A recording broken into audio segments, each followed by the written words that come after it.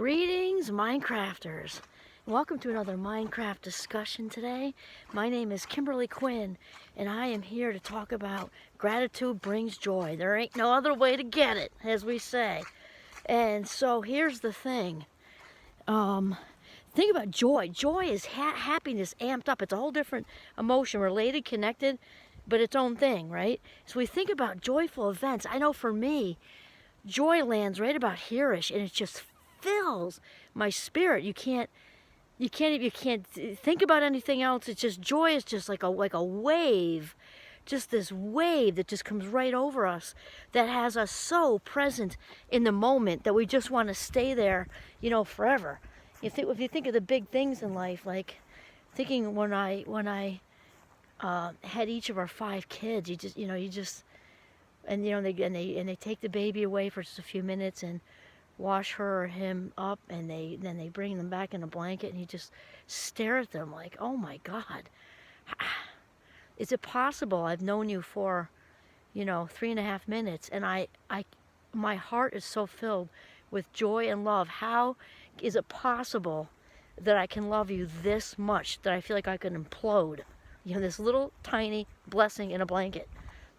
And then we've got a couple of weddings. We've got, just joyful moments that they're spontaneous. In fact, you can't really also have, joy is very spontaneous, actually. Joy is very, very spontaneous.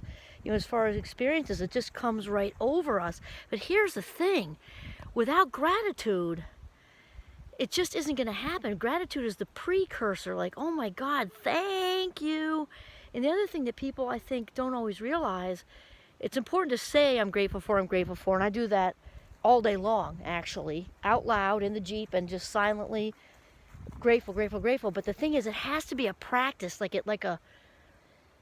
almost like a drill, and people talk about having the attitude of gratitude, and that's great, and that comes from the practice of it. But without practicing gratitude, the joy is not happening, because there's got to be this I am grateful for acknowledgement. And from a neurological standpoint, how much I love cognitive psychology. That's what my doctorate's in. I could talk about neurons all day long and not have one bored minute. Neurologically speaking, your neurons need to know what to do. Just like 2-year-old toddlers, they got to be redirected constantly. And so practicing gratitude, like we practice the violin or practice anything else, whatever we practice, we inevitably get good at. So if you want more joy in your life, practice gratitude. Like, start right now. It's just the best thing. And I think I've mentioned before, I do it as a morning ritual. Some people do it at the end of the day, but for me, then you forget, I'm also more of a morning person. But it also, if you do it in the morning, it primes your day. So it's still good to do it at night, or maybe do both. But the morning thing is, in my opinion, is the way to go, because it sets you up for a good day. It primes the day.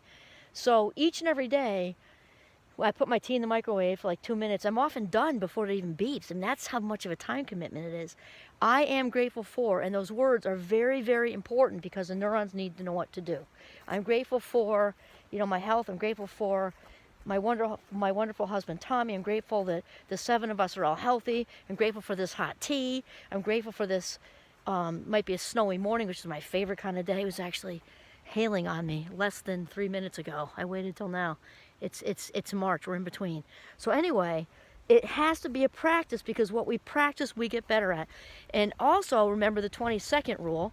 I have my gratitude journal right on the windowsill of our bedroom, and so I literally have to walk by it to get out the door. Because consistency, also like with a toddler, we have to become aware that we want to do this, then we've got to commit to it, and then we've got to follow through with it. And the 20-second rule, shout out to Sean Aker from the Happiness Advantage, because that's his. When we make something easy, it takes us less than 20 seconds to grab the journal. We are more apt to stick with it.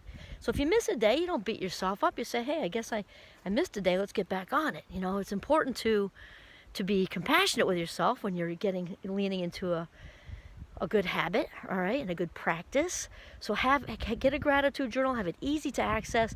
And I also have a pen. It's like a double 20-second rule, because it's easy to grab the journal, and I have a pen wedged in there, and a little string goes around it so it doesn't fall out. And that's just I can be half asleep and do that. It's just so easy. And then each and every day, I am grateful for, I am grateful for, I am grateful for. And then after about 21 days, which is what the average amount of time it takes for a habit to shift, you will start to notice seeing more positive in your day. You'll see more positive in your day.